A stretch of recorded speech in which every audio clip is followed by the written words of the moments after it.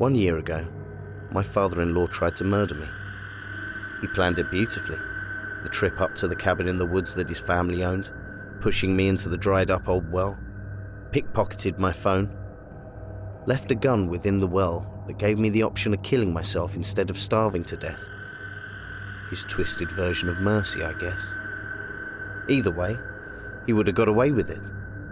He hadn't accounted for the lost dog, though. Hadn't thought that a couple would come looking for a beloved pet that had raced off after a deer. That they would find me, half dead from starvation and dehydration, holding the gun, contemplating it seriously after nearly 3 days in the well, fully aware that I was going to die of thirst before starvation. There had been no rain for days. When I woke up in hospital, my wife Samantha was by my side holding my hand, her beautiful face wet with tears. Despite my own physical pain, all I wanted to do was make her stop crying, so I softly took her hand and with great effort raised it to my lips and gave it a gentle kiss. "I was so worried about you. What happened to you?" she begged me, green eyes bright with tears. The nurse came in and took my vitals, then told my wife that she should leave me to sleep. I was glad for the rescue, because I knew once I revealed what had really happened to me, my wife's heart would break permanently. Her father had always been her favourite person. I met Samantha at work 3 years ago. She was the marketing executive where I was a software developer.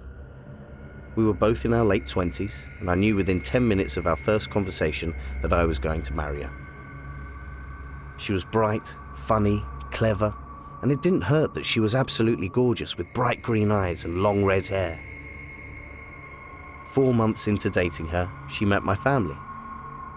I come from a massive family, where both my parents had 4 siblings. Each of them went on to have 5 kids together too.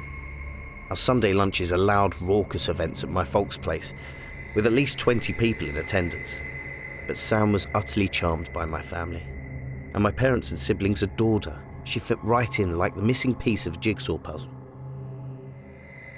Everything was going so well, until Sam decided it was time for me to meet her only family member, her father. Cameron Joyce was a tall, burly man who dressed and looked like a lumberjack. He lived in a neighbourhood at the very edge of the suburbs, close to a big, wide forest. When he stiffly shook my hand, his blue eyes ice cold, a soft chill ran through me. After we walked into the 2-bedroom house behind him, the first red flag should have been that there were no photos of Sam's mother. Not one.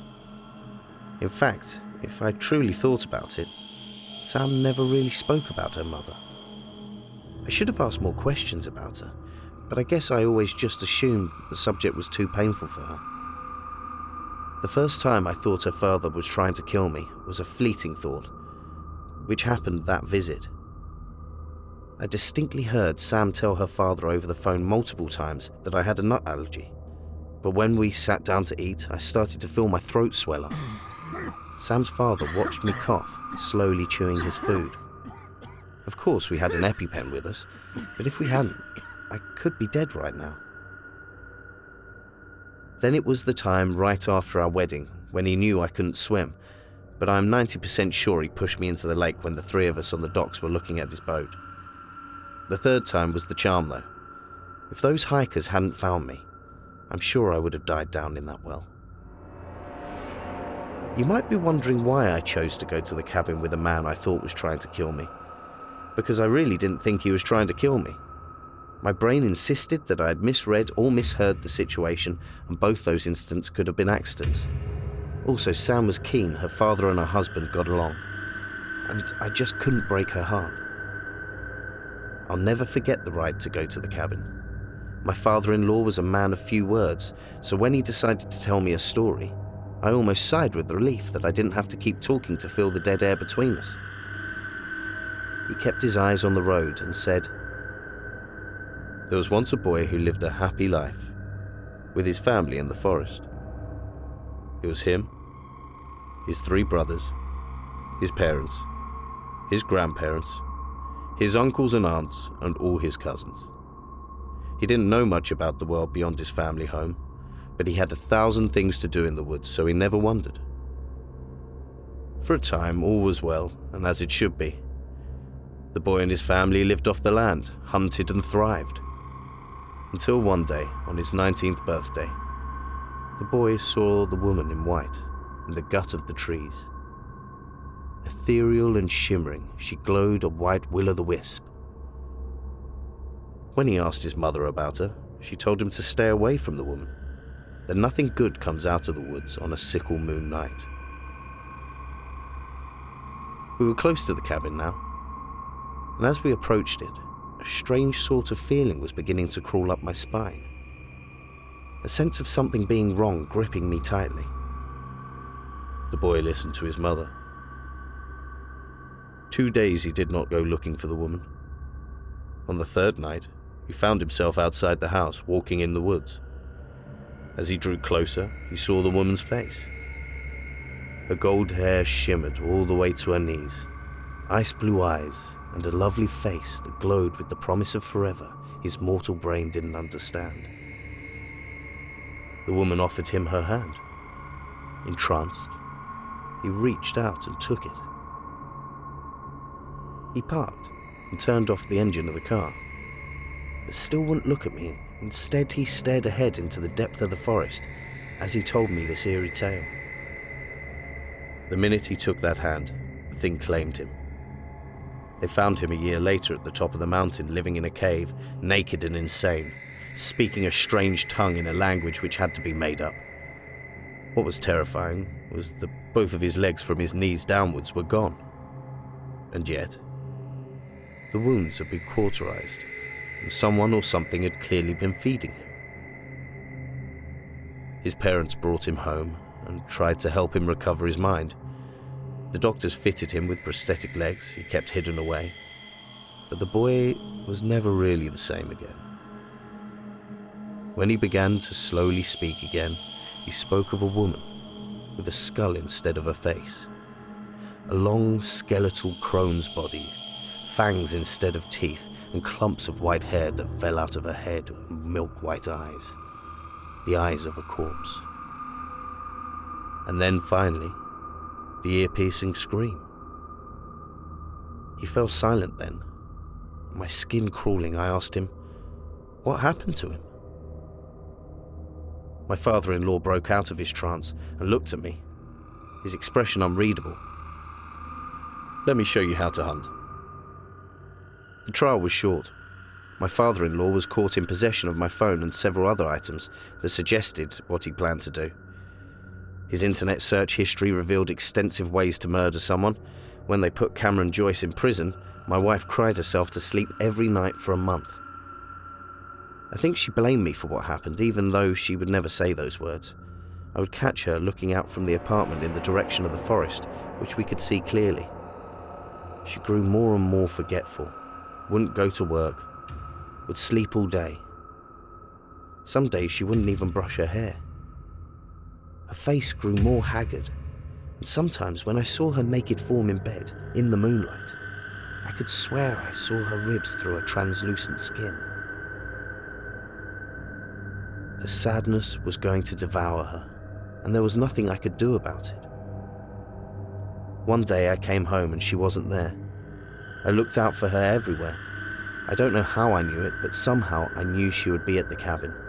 I jumped into my car and sped there at full speed, not caring how many fines I'd have to pay. I got there just before dark, and I caught sight of her. She was naked, her back to me, facing the forest. Sam! I called her name as I got out the car. She didn't turn to look at me. Instead, she stood there, her messy red hair lifted by the breeze.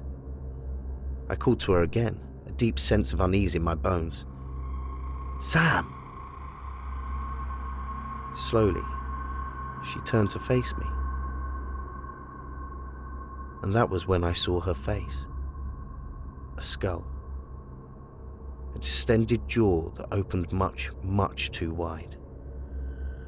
That was when she let out an ear-piercing scream.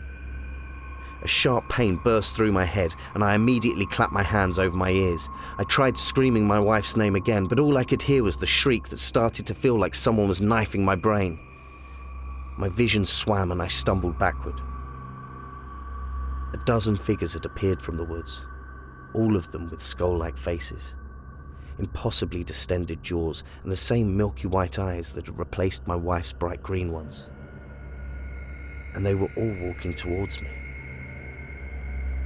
I didn't even think.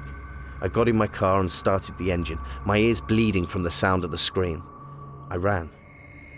2 days later, I'm couch surfing at a friend's after the doctors had dealt with one perforated eardrum. They told me I was lucky both my eardrums hadn't burst from the volume I was listening to music at. I just nodded and let them get on with it. There was a ringing in my ears I couldn't quite get rid of, no matter how I tried. There was no way I could explain what happened in those woods to them. I'm waiting for the ringing and headache to stop before I go looking for Sam again. This time, I will take a gun. I'll find her and I'll bring her home. I've already spoken to the police, but I know that they just aren't motivated to find her as me. My phone rings, and I gingerly held it to my good ear. It's a collect call from the prison. I accept it, because who else could possibly give me answers? It happened, didn't it? My father-in-law's gruff voice made me nearly drop the phone. I swallowed hard. Sam's gone, I said numbly. She's gone back to where she belongs, he said. You're lucky. How am I lucky? I asked, bitter anger surging through me. She was my wife and your daughter.